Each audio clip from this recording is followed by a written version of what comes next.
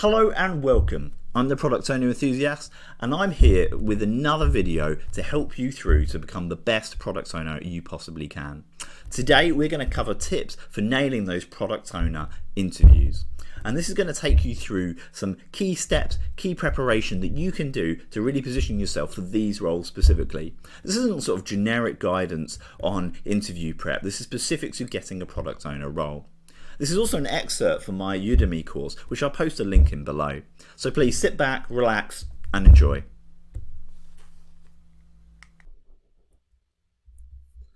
Some people are the kind of people that can just turn up to an interview and just go for it without much preparation at all. I am absolutely not one of those people. And certainly I've found in my experience of product owner interviews is that the role is so multifaceted. There are so many different aspects of it, relying on so much of your prior experience, that it's harder than ever to take that approach to an interview. Thankfully, I'm a big fan on proper preparation, and I genuinely believe that as most people take a bit of time prior to an interview to ensure that they're ready for it and prepared, that they're going to put themselves in the best position to get the product owner role. Important thing to remember is that you're not necessarily the ideal candidate if you're looking for your first product owner role. Ideally, they may well look for other people that have got product owner experience already. So proper preparation so that you can articulate the aspects of your experience that are ideal and position you best for this role is incredibly important. What I've done here is I've laid out a process, and this process is something you can use time and time again to ensure you're properly prepared for these interviews as they come up.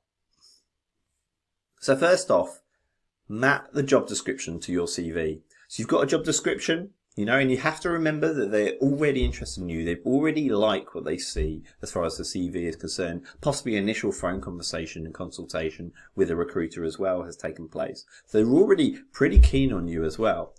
Now it is about preparing great responses for a much more detailed and targeted interview. So first off, map that job description to your CV. And what I mean by that is read through the job description in detail and multiple times and look for each section of it of what they want. And then you normally bullet point it. Each bullet point, make sure you can map that to somewhere in your CV, somewhere in your past experience where you have a great example of where you've done that. And write that down. So take each extract out and write down where in your CV that you have that experience or certifications. Next, identify product owner skills from the job description. We've talked a lot about the wide range of product owner skills, and you shouldn't really see anything come up outside of that. But what you will see is that different companies prioritize different things. And they may well prioritize certain key skills, such as decision making, customer focus. They might talk a lot about prioritization. Now, every product owner role should care about Scrum experience and prioritization experience as well. But if they're really talking about it a lot at the very start of the job description, they're making it very clear, the very first bullet point, then absolutely that tells you that was forefront of their minds when they're putting this role together. So dig those out and write those down as well. Next, research the company. I can't emphasize this enough. Everyone should be doing this for any kind of interview anyway. But for a product owner role, you have to remember that you will own a product for the business. So therefore, at the very least, you should understand what industry that company works in, the key values that that company has, and absolutely the products that the company has. I've had examples where some of the products they had were free to use, and I've signed up and I've tried to use them just so that I can have greater insights that I can bring up during the interview. And that's the real differentiator. The fact that you've taken the time to do that means that you have real insight and you can really show that you are genuinely interested in working for them and adding value to it. I've said previously that product owners should be really passionate about working on the products of the business. And by doing that kind of work, you really show that kind of passion that you have, and it will really shine through. And of course, take a really good look at their competitors.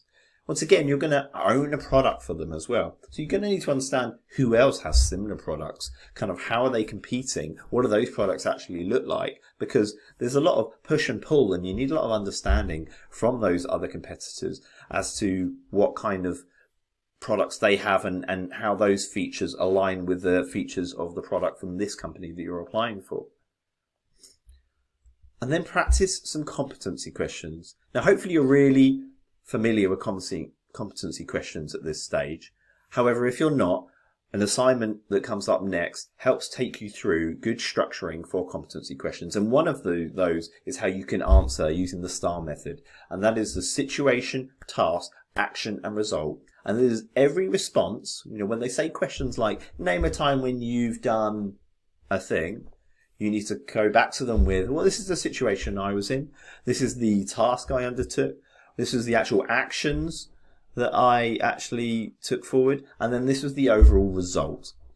It is that general format that you need to get into each and every response to competency questions, and that's what they're looking for, is that you can do that in a concise way. Now, I will say I find that quite hard. I'm not really built to do competency questions personally, so I personally work quite hard at that to ensure I can answer those effectively. Some of the key competency questions you're going to get asked are things around your Scrum experience. What Scrum teams have you worked for? Name a time when you've dealt with managing conflict or difficult stakeholders. That's a really common product owner competency question as well. Name a time when you've defined vision and linked it with company objectives or OKRs. Name a time when you had to balance resources within the Scrum team, when you've maybe had not enough test resource and too much with a dev resource, and what you did about it. And name a time when you've written a truly great user story that's resulted in great functionality delivered for the product.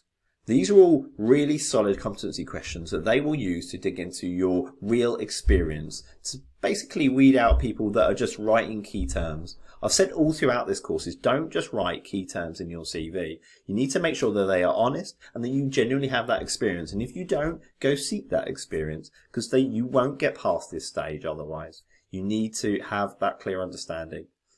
There's a lot of links online, and I'll share many in this course, of great competency questions that you can practice. Next up, prepare some really great questions. This is massive because you're going to own a product, so you've got to be really engaged with the product. And to be engaged with the product, you need to understand the product, the business, and the environment they're going to be in. You're taking on a lot, so you need to make sure that that role and that business is right for you. It's as much as you interviewing them as they are interviewing you. I know you want a product owner role, but maybe you don't actually want this one, and it's more trouble than it's worth. You need to ask some key questions. And some of the ones I typically ask is about the makeup of the existing Scrum team. Is there an existing Scrum team? Is that something that's being set up? Do we have a Scrum Master? There's a lot of really great questions you can ask about the product and what's involved in the product and some of the changes coming down the pipeline.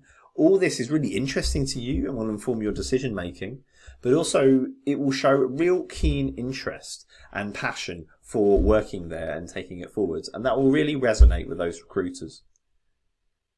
I've said before, and I will say it again, don't just state Scrum terminology. So this is just a don't in this process here. They will see through it fast. Don't just spout key terms about Scrum and iterations. It's not going to win you any favours. You can say these key terms, but the point is they're looking for specific experience in your history where you've addressed these items. So stay away from just spouting key terms. Next, set up your interview space. So many of these interviews are now remote initially, certainly in the initial screening stage, maybe final interviews you'll be face to face. So you need to make sure your workspace is great for an interview. I myself purchased a slightly better webcam. It only cost me about £40 online, and that's significantly increased the quality of the camera. I made sure that it's set up about eye level and that my background in my home office is clear of clutter or mess, and it basically represents me in the right way. It means I'm the focus and that other elements are just clean backdrop and they're not distracting. Because the last thing you want to do is lose out on an interview solely because you've got a load of laundry just sitting in the background. And then finally, practice talking through your CV. Almost every interview I go to, they ask me to talk through the job history. And they don't want to know absolutely everything you've ever done. And depending on your experience, you will not have time for that. What they want is a clear and concise description of the relevant aspects of your job history and how you got to the point you are today. So really practice this. Grab your partner or a friend and really practice talking through out loud to get this across.